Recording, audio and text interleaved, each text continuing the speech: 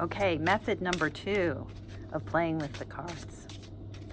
So this is a game that I call Tarot Dialogue. And in it, I just start to have a conversation with my cards. So I often start, after I've divvied up the deck. I often start with just a very simple question, like, what do you want me to know? And I draw a card. And it says, the King of Swords. So do you want me to know? This King of Swords is really weird. He's carrying like a little troll-like figure in his hand. And there's that vegetation underneath and all these sparkles of light. Let's see what Sherman says about the King of Swords. And with a deck that I don't particularly know, this is a perfect time for me to go to the guidebook. Similarly, when I did the light and shadow, the king sits majestically upon a whirlwind throne. In his left hand is a dish bearing the emblem of the blue rose of the impossible and containing a sylph posed ready for service. Okay, so it's not a troll, it's a sylph. In his right hand is a double-edged sword of truth and of the mind. His symbol is the blue sphere. His belt of power is gold. This card signifies an individual of great mental agility who is commanding, suspicious in nature. He or she should be a lawyer, judge, military person, or someone with the qualities of those professions. This card could represent a lawsuit or a situation that requires counsel, mental agility, and logic. So now, what I'm going to say maybe is, are you telling me that I am the King of Swords? Is that what you're saying? You're saying that I am the King of Swords? Or am I the sylph? Am I the King of Swords? Again, my first question was, what do you want me to know?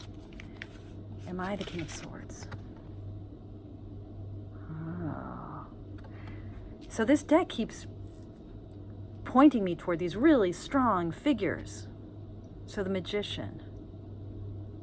Are you telling me about how to channel my power? Is that what you're telling me about? Are you talking to me about how I can channel my power, how to use you maybe to help me focus that mental agility to try to control the world? Is that what your message is?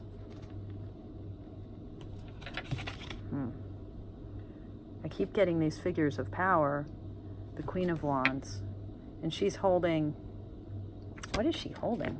All right, I'm going to go now to look up the Queen of Wands.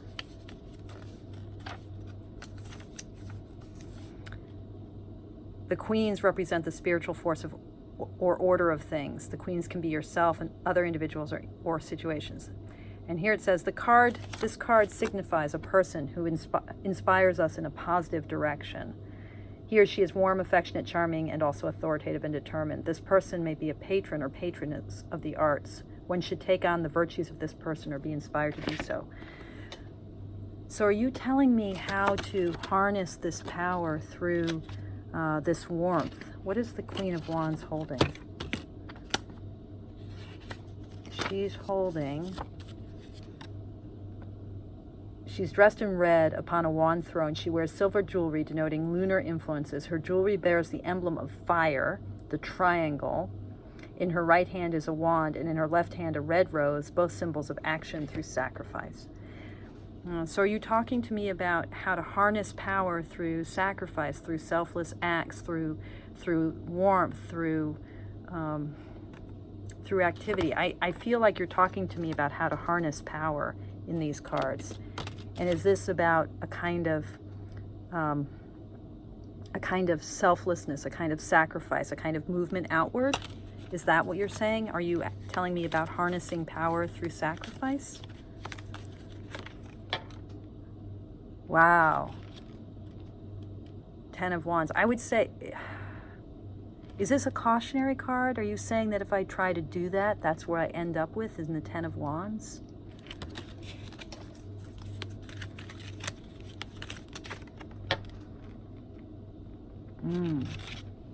Page of Pentacles.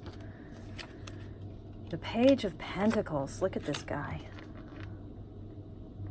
He looks like he's in good shape. Okay.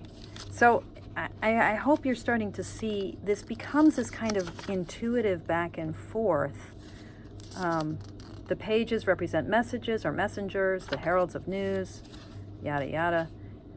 Okay. A youth stands on a carpet of flowers, intently holding a pentacle. A gold rose of absolute achievement blooms at the youth's bare feet. The page has traveled from the mountains, the trees parting to make the journey clear. This card signifies a solemn and scholarly individual, a hard worker. A situation requires knowledge or research. New ideas and opinions manifest. I think, are you telling me to kind of slow down with manifesting power, to kind of anchor myself in more study? I'm especially because I'm in the hospital, it feels like you're talking about how to harness power and then the dangers of that, and how to become grounded, how to work within a job of providing service, how to bring balance to it. Am I on the right track? Am I on the right track? Six of Swords. Yeah, I mean, so in this Six of Swords, notice how, we're used to seeing the Six of Swords from the other direction, where you see the back of the ferryman helping people away. I think this card is telling me that, yes, I am on the right track here. That this deck is helping guide me toward the right use of power. It's suggesting how I might ground and anchor myself, taking this this will to power of the King of Swords, aligning it, bringing compassion and service to it, not getting overburdened by finding a way to ground myself. And it's saying, yes, you are aiming in the right direction. You are aiming in the right direction. This feels to me like a stopping point. Let me just read what the Six of Swords says. I'm having fun here. I hope you are. So I'm having fun here. Actually, that's a good point. So, this is a game. I'm playing with this deck. I'm engaging with this deck. I'm sort of getting to know this deck, starting to speak with this deck. And so it's fun, right? And it doesn't feel onerous or hard, and I'm not memorizing anything. I'm just diving in, right? Six of Swords. A man stands with his family. He is voyaging across water on a moonlit night. He travels away from five swords pointing downward. In his left hand, he carries one sword into the future, and in his right hand, he carries a fertile staff of knowledge. When intellectual adjustments such as a change of consciousness are made, rewards are received. A journey of mind or body is undertaken with good results. So I'm journeying forward, harnessing my energy, moving in the right direction, heading toward the future, heading into smooth waters. Okay, so that's the second way to play lovingly and often with my cards, tarot dialogue. The third way is a game I called Spare Change, and that's to add up the change, whatever change I happen to have in my wallet or my pocket at any given time, to add it up. Okay, this is just a form of changeomancy. So I have 25, 30, 35, 45, 55, 65, 68 cents.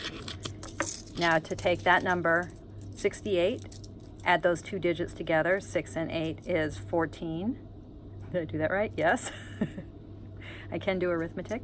And now I'm trying to reduce the number to a single digit. So 14, 1 plus 4 is 5. Okay, now 5. 5 is my magic number. And that's actually interesting because 5 actually is a number that's been really important to me today.